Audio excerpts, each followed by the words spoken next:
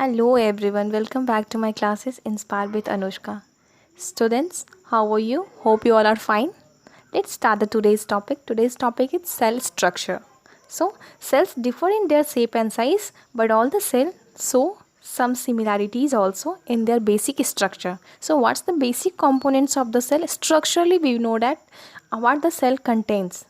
A typical or a basic or a normal cell contains some similar structures. What that are is a typical cell consists of three parts, that is known as the first one is the cell membrane or the plasma membrane, the second one is the cytoplasm, and the third one is the nucleoplasm. So we will discuss one by one on each of these three topics. These three are the basic components, basic structural parts of the cell. So the first one is cell membrane. Cell membrane is also called the plasma membrane. It forms the outer boundary of the cell. It is a thin, delicate membrane. Cell membrane gives shape and size to the cell.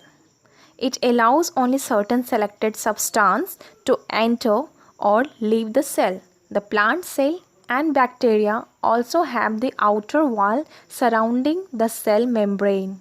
This outer wall is called cell wall. The cell wall is made up of tough materials called cellulose.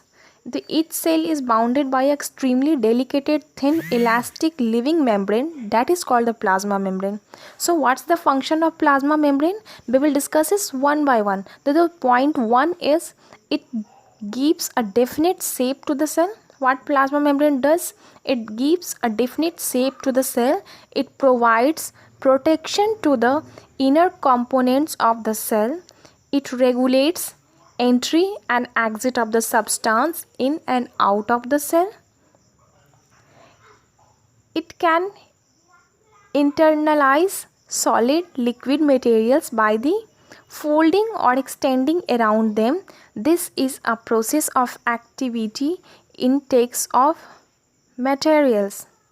In animal cells, it is involved in the adhesion region and in the formation of vesicles, cilia, flagella, microvilli, etc. So this is all about the plasma membrane, that what the plasma membrane is.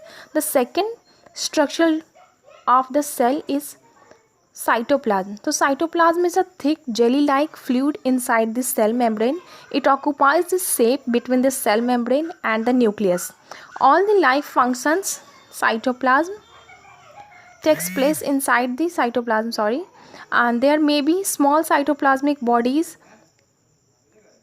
These are called the cell organelles. All the organelles in the cytoplasm play an active role in the functioning of the cell. So cytoplasm has a definite functions, that is the nucleus, various organs, and the non-living cytoplasmic inclusion remain enclosed within the cytoplasm. It supports the proper, it provides the proper nutrition to the cell organelles, and it is a set of many vital chemical reactions which are essential for the life, that is protein synthesis and respiration, etc. So cytoplasm contains all the cell organelles. It is the most important part of the cell, in which the cell organelles such as the mitochondria, Golgi bodies, endoplasmic reticulum, ribosomes, vacuoles, these all are floating inside the cell. So the third main basic structure of the cell is nucleus, which is the control center of the cell. A oval shaped body floating in the cytoplasm is called the nucleus. It is surrounded by a thin membrane called the nuclear membrane. In animal cell, the nucleus is present in the center of the cell. The nucleus controls the vital functions of the cell. The nucleus consists of the following parts, that is first one is the nuclear membrane, the second one is nucleoplasm, the third one is nucleolus, and the fourth one is chromosomes. So let's see what is the nuclear membrane. So nuclear membrane is a thin layer that surrounds the nucleus. It consists and controls all and allow the passage of certain materials or nutrition inside or outside the nucleus. The second one is nucleoplasm. So a dense fluid in the nucleus is called a nucleoplasm. The third one is nucleolus. It is a spherical body present inside the nucleus. It contains the ribosome and ribosomal acids also, that is called the RNA. It is a dark circle inside the cell. You can always detect that. And the last one is a chromosome. So chromosomes are the thread-like structure composed of deoxycarbonucleic acid, that is called the DNA. These consist the basic hereditary unit and called genes. Genes are responsible for the passing of genetic character from the parents to the offspring.